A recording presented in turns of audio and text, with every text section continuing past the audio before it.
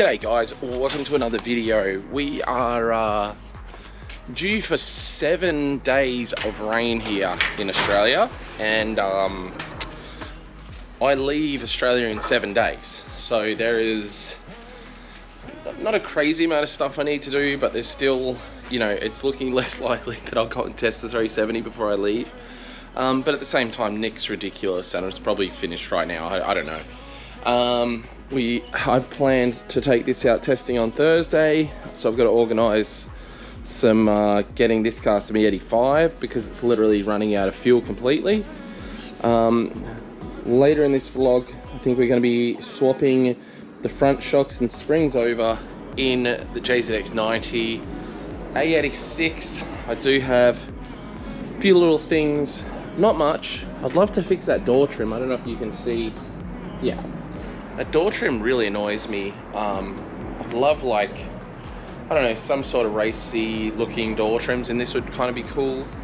I don't know, but I do want to get that diff situation. I don't know if I'm going to bother doing that before I go, but I'd like to. We'll see how time goes. I've got to fix the AU, just got to match up a bolt, this bolt here, and get back down the track and fit a new bolt and actually drill and tap and get the other bolt out, so that can be out driving again really soon, because that's all we broke when we crashed it. But what I did get is a huge update on my Corvette, and I'm going to be able to add a lot of that into the upcoming videos because yeah, he's getting to work on it, which I'm super duper pumped on. So I'll chuck a video in now from the homie over there, Mike. You guys will be seeing a bit more of him as he gets the Corvette done. So yeah, enjoy this little clip from him. Hey guys, how's it going? This is Mikey coming to you from Clearwater, Florida. Beautiful, humid Florida. Doing some work on Luke's Vette, and he did ask me to get some footage for you guys and give a little update with some of the parts and what we got going on. So this is a 2006 C6 Corvette, which means it has the LS2 6-liter in it. And this one, they're rated factory at 400 horsepower, and Luke said this one was a little down on power. When I picked it up, I did find some things, basic maintenance stuff. Some of the leads basically were falling apart, so that's not good. And then before I got it, the Drift HQ guys had done a compression check on it. And if you look, so this is 2468 and 1357, and cylinder 7 is down around 140. So a compression check will tell you that you have low compression. You need to do a leak down to determine why, which I did. Unfortunately, I didn't get that on video, but cylinder 7 was somewhere around 40% leakage, which is pretty bad. And what I found was it was coming out through the crankcase or the oil cap.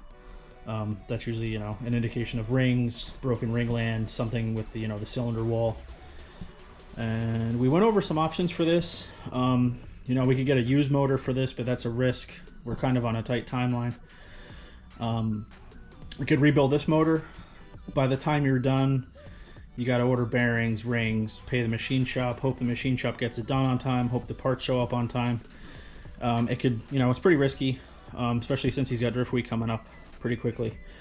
And so what we wound up doing was we just went for an LS3 crate. For about the same price as building the LS2 with much less downtime. You get, you know, a bigger motor with better heads, and it's brand new. It's not a reman. We got this from ProTouringStore.com. They got this to us in under a week, which is pretty incredible considering how hard it is to get parts these days. It's a good deal too. Comes with new cam sensor, crank sensor, knock sensors, all that. This is a mild cam. It's called the hot cam. It's basically a stock LS7 cam. It gets it to like 495. I think with the headers will be, yeah, we have some long tubes also, an X pipe. That will get us right around 500 horsepower. We are swapping to the stock LS3 intake and fuel rails. I have a set of injectors out getting cleaned and checked right now for that. And then the one thing we are doing in the engine is some BTR springs. This crate engine comes with just a standard blue, you know, LS3, LS2 valve spring. So we got these upgraded beehive springs. And this cam's not that, you know, much high lift. Nothing, you know, nothing crazy for duration.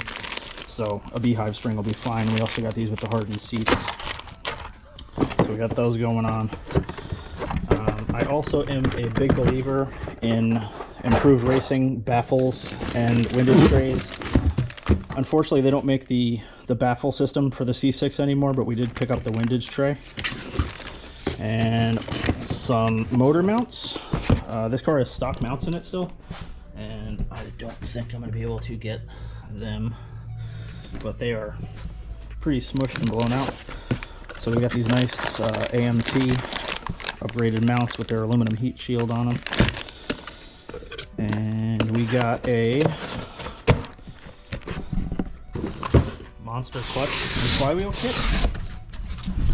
So this is a single disc setup, new release bearing, comes with an upgraded collar, new pilot bearing, clutch, flywheel, the whole nine. So that's about it. There will be some suspension upgrades as well, but we don't have all those parts yet. And I believe he's getting another passenger seat and some other stuff we'll be installing. So this is it for now. I will be getting to work, and I'll get some more footage as more parts come and more progress is made. And also there's a lizard. So there we go, that's where all my money's gone. I say all my money's gone, but it's actually a buddy of mine's bought the LS3 for me, and I'm just gonna pay him back when the dollar's better, and he's cool with that. So huge thanks to my buddy Max. You guys will see him in Drift Week videos, but he actually bought the LS3 for me, and like our dollar's super bad at the moment in Australia, so yeah, I'll just pay him back in the future. And with everything that's been going on here, it's not the best time to be buying a motor, and yeah, he was super generous and he has bought that motor for me. So yeah, we're all about, as much as it looks like I've been balling out, it hasn't been the case. You know, I'm super lucky to have a lot of rad people supporting the channel, from a sense, with not only you guys grabbing some merch and things like that, but you know, stuff like this, the Shockworks helped me out. The turbo was a warranty, it was a replacement, so I haven't spent any money there. The only real money I've spent, even with all of these blown motors, has been an engine for this car, which was like 5 grand Aussie, and the clutch. So I sent about, I think I sent like 3,000, like 5,000 Aussie over to Mikey, and that's what he's used to buy clutch and all that other little bits and pieces, the tow, all of that stuff. So yeah, in the last, and I paid for that, that was last month. So yeah, we're still not doing great money wise. Just sucks with the Australian dollar. The Australian dollar is the worst possible thing right now. It is at 63 cents. Last time I went to the States, it was 74 cents. And that makes a really big difference when you're talking about larger sums of money. But anyway, moving forward on to more positive things. I'm going to keep today's video a bit short, but the S13, guys, I'll go around there and show you guys quickly.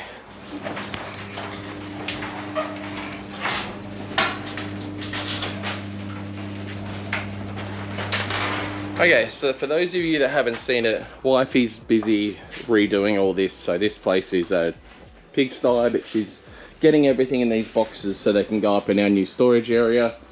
But this is my S13 convertible. The new door's on the way to replace the one that got scratched and damaged. So carbon fiber door, obviously. All the wide bodies there already wrapped. All the electricals are already done for this car. Majority of the like all the fab's done. Majority of the mechanical is done. Just little pieces that need to be finished, like the throttle cable adapter needs to go on. The injectors probably need to come out and get cleaned and checked.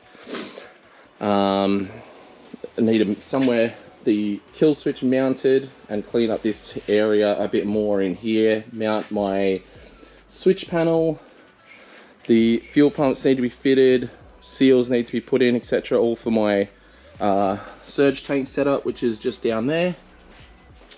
And one of the more annoying parts is there's a piece missing from the linkages on my shifter setup. There's not much more than that I can't think of on this car. So yeah, obviously need to get a front windscreen put in. There's already a map in the Link ECU on this thing that this car was running 700 wheel before. The only thing that's changed since then is the intake, the zoo intake manifold, and we've done a different, the system before was a deadhead fuel system, so it stopped at the front. Now we've changed to a return fuel system. Oh, I need to put the fuel reg back on as well. And we've done a hell of a lot of changes with the cooling system on this car. We've got a swirl pot here at the front, recovery set up here at the front as well, so when it does bubble up, it will suck water from there back into the system and not airlock. And we've got another swirl pot recovery system here, and a big PWR radiator instead of the, what did I have before? I had a just an eBay VZ Commodore radiator. And the other thing is the fuel system moved to here. Like the radiator basically used to be where this cutout is, and the fuel was back behind the radiator, and we actually had an issue where we were boiling the fuel. So that was less than ideal. I think seats need to be bolted in. I need to order seat belts for this car, but basically the reason I'm saying this is because Nick's going to take this car while we're away. So Nick will have this car for 2 months while we're away. You guys have seen how he is, so I wouldn't be surprised if I come home and this is like a running, working car, and we can potentially guys, go to Summer Nats. If you're an Aussie, you know exactly what Summer Nats is. If you're not an Aussie, I highly suggest you look up what Summer Nats is. Super cool car cruising burnout event. I have been with this car before, a couple of years ago when it was black, and it was super duper fun, but I was having like issues with the car cutting out. We had too many safeties in it, and it was cutting out and stuff, and I tried to do big burnouts, and didn't ruin my weekend by any means, but I really wanted to do some stupid big burnouts and stuff, which I wasn't able to do because the car was getting mad at me. So, you know, Summer Nats is one of the things I kind of built this car for, even though it has everything in it to be a pro drift car essentially. I've got literally 2,000 horsepower warranted axles to go in the back of this thing. The only weak point in my driveline is the diff itself, but you know, it's a Z diff, so they're reasonably cheap-ish. So that is, you know, my weak point at the moment, but you know, who knows in the future, we'll probably end up putting something stronger in the rear end. I've even toyed with the idea of going 4-link, like solid axle in the back of this car, just because I don't intend it to use it for drift competition. I want it to be stupid strong. I want to be able to dump the clutch in this thing and not be worried about axles and CVs and things like that. So that's an idea I have toyed with, and being that I built this car as more of a power cruise, Summer Natsy, you know, sort of car rather than an outright drift car, you know, that's somewhere I've been kind of interested to go with this car setup. But we'll see as time goes on. I'm yeah, I don't know, I just wanted to use this video to sort of, you know, do a decent update on what's going on with these cars. So yeah, obviously 75mm wide body, carbon boot, carbon hood, carbon doors normally on it, carbon dash. I absolutely love my carbon. So, you know, this car's sort of like a dream build, and it was epic before with the power it made because it's super light. But yeah, this one's going to be a step bigger, should make another 100 or so horsepower. Expect it to make like 800. I could make 1,000 on it, but it won't be reliable at 1,000. I haven't built the bottom end yet, so you know, we can make probably 700-800 reasonably reliably in this car. But honestly, even with 700, you could dump 4th gear and have 220k an hour wheel speed and just haze 265s off. So yeah, 265 radials, obviously not semi-slick. So we will keep you guys updated on the build when we go away. You guys have seen Nick and get the time-lapse stuff going, so I'm sure I'll be able to get Nick to throw some videos together from the S13. But yeah, that's all I've got for you today, guys. I got kind of a busy day, and hopefully I can get another video wrapped up for you guys. But this was just a quick one. Thanks heaps for watching. I appreciate all the support lately. It's been amazing and it's so motivating. And yeah, thanks guys. Peace out. See you next time.